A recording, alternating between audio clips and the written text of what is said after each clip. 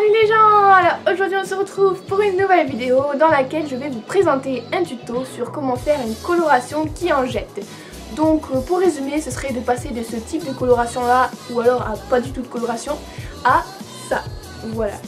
Donc en gros je vais vous expliquer la logique que vous devriez avoir quand vous coloriez vos dessins pour avoir ce genre de résultat en fait. C'est à peu près ça. Donc voilà, alors c'est tout, alors j'espère vraiment que ça va vous aider. Et sur ce, je vous laisse avec le tuto. Alors la loi des 3 nuances n'est pas vraiment une loi en tant que telle bien sûr. C'est juste un truc pour bien se rappeler de comment organiser ses couleurs pour qu'ensuite on ait un résultat plutôt satisfaisant au niveau de l'intensité des couleurs, on va dire. Alors pour vous expliquer tout ça, je vais vous donner 3 exemples bien concrets. Donc 3 exemples de coloration de peau. Alors pourquoi la peau? Parce que je trouve que c'est le truc le plus intéressant à colorier, étant donné qu'il y a tous les détails du visage et tout à faire avec la peau, c'est vraiment cool. Et que je trouve que quand la peau d'un personnage est vraiment bien coloriée, c'est-à-dire que la coloration est bien recherchée, je trouve que ça donne encore plus de caractère au personnage et c'est pour ça que j'ai choisi de vous expliquer ma logique sur la peau. Voilà. Mais ne vous en faites pas, ce que je vais vous expliquer pour la coloration de la peau marche avec absolument tout. Donc en gros je vais vous expliquer comment je procède et je procède comme ça dans peu importe ce que je colorie en fait. Ça peut être pour la peau, ça peut être pour les cheveux, les yeux, les vêtements, vraiment peu importe ce que je colorie, je vais toujours aborder cette logique-là. Et c'est ce que je veux que vous essayiez de comprendre pour ensuite pouvoir l'appliquer dans vos dessins. Et que leur coloration, elle en jette, voilà. Bref, à chaque fois que vous allez vouloir colorier quelque chose, il va falloir que vous ayez en main 3 nuances différentes de la couleur que vous avez choisie.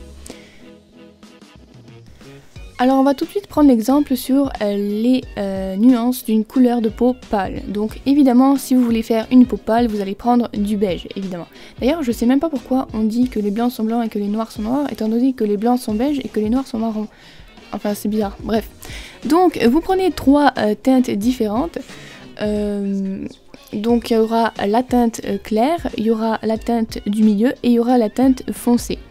Donc c'est vraiment le tout pour faire des ombrages et pour vraiment tout mixer ça ensemble pour que ça fasse une couleur qui défonce. Voilà. Donc comme vous voyez, vous avez la couleur foncée, la couleur de base et la couleur claire.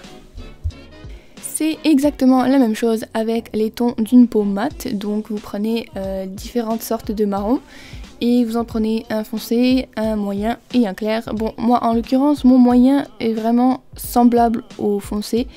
Et justement c'est bien que ça soit arrivé, comme ça je vais pouvoir vous montrer plus tard dans la vidéo comment rattraper vos conneries quand vous faites des conneries, voilà.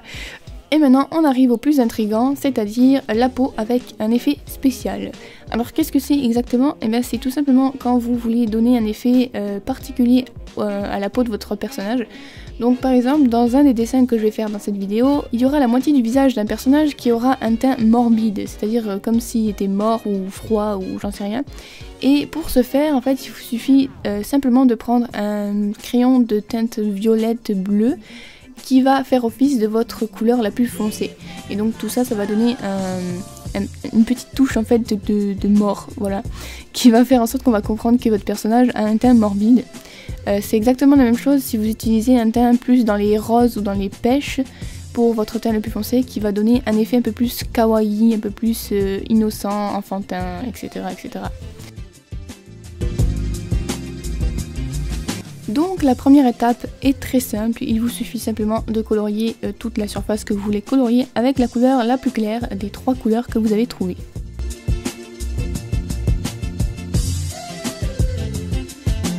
Juste une petite précision pour les peaux plus mates ou pour les couleurs plus foncées en général, essayez d'être plus précis quand vous coloriez ou disons d'être plus minutieux pour éviter qu'on voit plus les traits de coups de crayon en fait, parce que vu que la couleur est plus foncée, on a plus tendance à le remarquer que dans les couleurs les plus claires.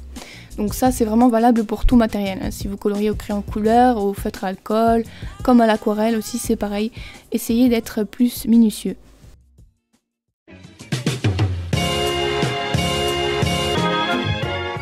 Alors la deuxième étape va consister à appliquer la couleur la plus foncée. Alors là vous allez me dire que c'est pas du tout logique parce qu'on passe directement de la couleur la plus claire à la plus foncée, et qu'est-ce qu'elle fait celle du milieu dans tout ça en fait? En gros celle du milieu elle va juste servir à estomper le tout, mais ça on va voir ça plus tard dans la vidéo.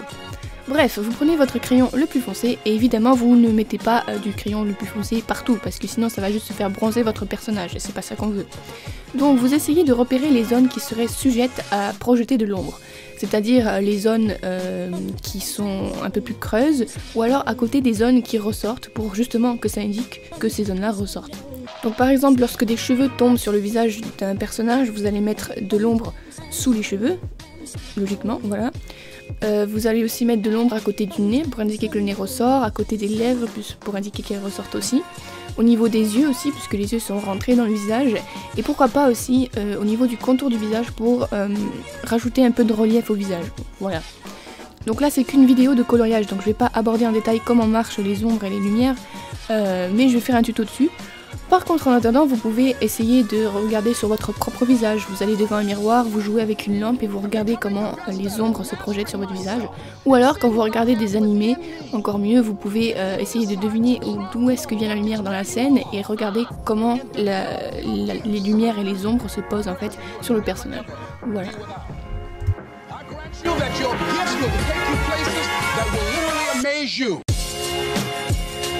Maintenant on passe à l'étape numéro 3 qui est beaucoup plus simple que l'étape numéro 2 puisqu'il s'agit simplement de prendre la couleur du milieu et de repasser en fait sur la couleur la plus foncée pour qu'elle s'estompe en fait dans la couleur la plus claire. Voilà, je sais pas si vous voyez ce que je veux dire. En tout cas vous avez l'exemple à l'écran et c'est vraiment une étape très très simple. Voilà.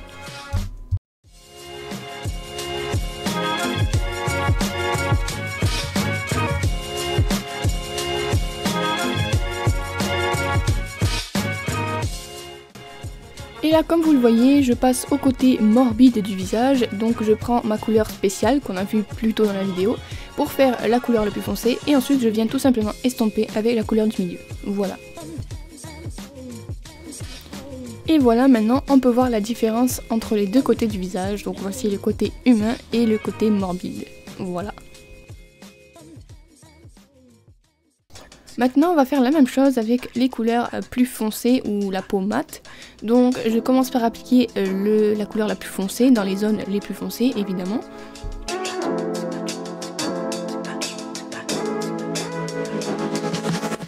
Et là maintenant vient l'étape de la couleur du milieu, mais comme vous pouvez le voir là ma couleur du milieu est vraiment pas une couleur du milieu en fait parce qu'elle est clairement aussi foncée que la couleur la plus foncée.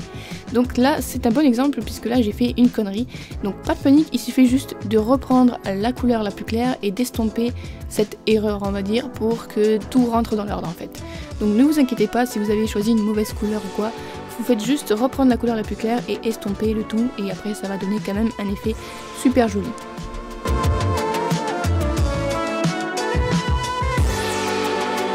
Maintenant que je vous ai expliqué ma logique sur la peau, vous pouvez maintenant l'appliquer sur tout et n'importe quoi. Donc voilà, là maintenant vous pouvez colorier les cheveux, les yeux, les vêtements, toujours en appliquant cette même technique, c'est-à-dire de commencer par la couleur la plus claire, ensuite ombrer avec la couleur la plus foncée et estomper le tout avec la couleur du milieu.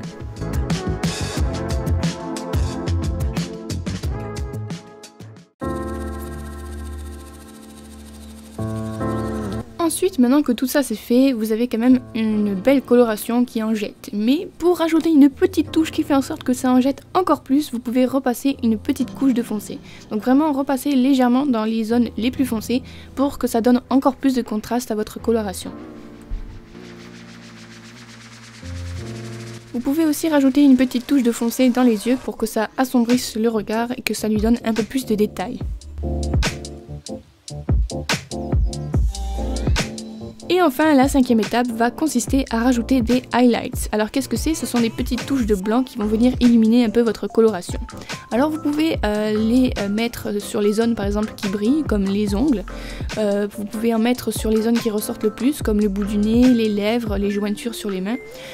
Aussi dans le manga c'est très courant d'en mettre au niveau du regard pour rajouter des paillettes dans le regard on va dire, et aussi au niveau des cheveux pour rajouter un reflet de lumière dans les cheveux.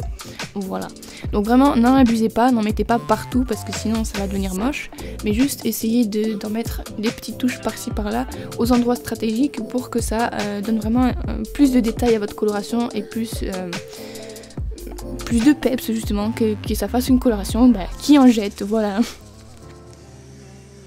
Et voilà le résultat. Donc là c'était un exemple qui avait été fait avec des marqueurs à alcool, mais bien sûr les techniques que je viens de... Enfin la logique que je viens de vous expliquer marche avec absolument tout comme je l'ai dit au début de la vidéo.